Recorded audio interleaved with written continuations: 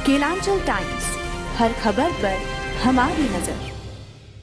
UP में BJP का कमजोर प्रदर्शन, सीएम योगी या केंद्रीय नेतृत्व, कौन है इसका जिम्मेदार?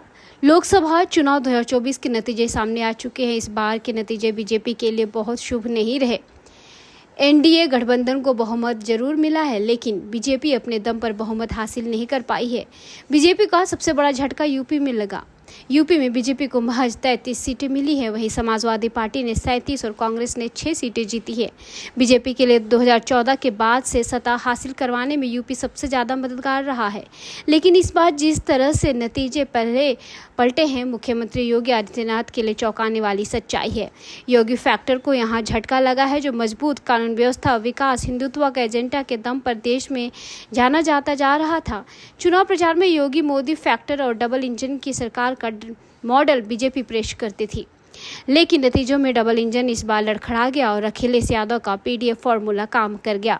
इसके अलावा असम के मुख्यमंत्री हिमांता की बिस्वा शर्मा पर भी बीजेपी ने खूब भरोसा जताया था। पिछले कई चुनाव में शर्मा की हिंदुत्ववादी छवि काफ़ी पॉपुलर हो रही थी।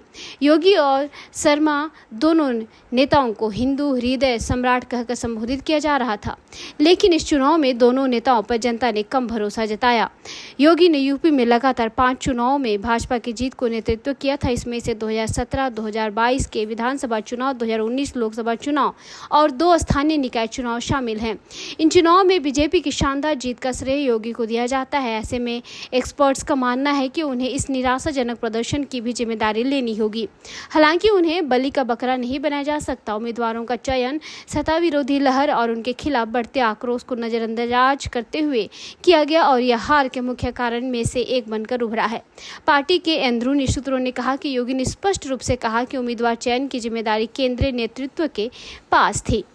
एक पर्यवेक्षक ने कहा कि योगी को भाजपा के लिए एक तारनहार के रूप में देखा जाता है। उम्मीदवारों ने चयन में उसकी कोई भूमिका नहीं थी। जो लोग उसके खिलाफ बढ़ते गुस्से के बावजूद जीते हैं, वे जब उनकी सफलता के कारण पर आत्मनिरीक्षण करेंगे तो निश्चय रूप से मोदी फैक्टर के साथ साथ योगी के योगदान को भी श्रेय देंगे।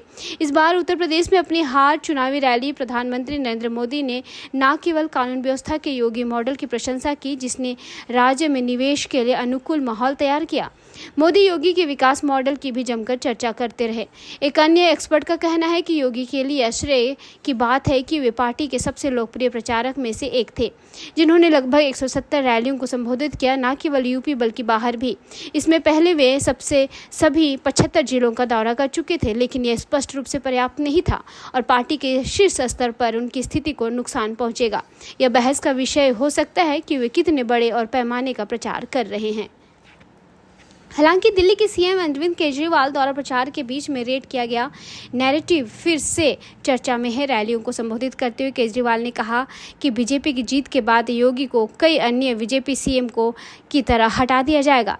यूपी पर नजर रखने वालों के मुताबिक दिल्ली के सीएम ने एक झूठी कहानी गढ़ने की कोशिश की कि बीजेपी के अंदर सब कुछ ठीक नहीं है और शीर्ष नेतृत्व योगी की बढ़ती लोकप्रियता के कारण उनसे सावधान है और इसमें मतदाताओं के एक वर्ग पर असर पड़ सकता है। वहीं दूसरी ओर बीजेपी के एक बड़े स्टार प्रचारक के रूप में असम मुख्यमंत्री हिमंता बिस्वा शर्मा के भूमिका को भी लेकर चर्चा हो रही है।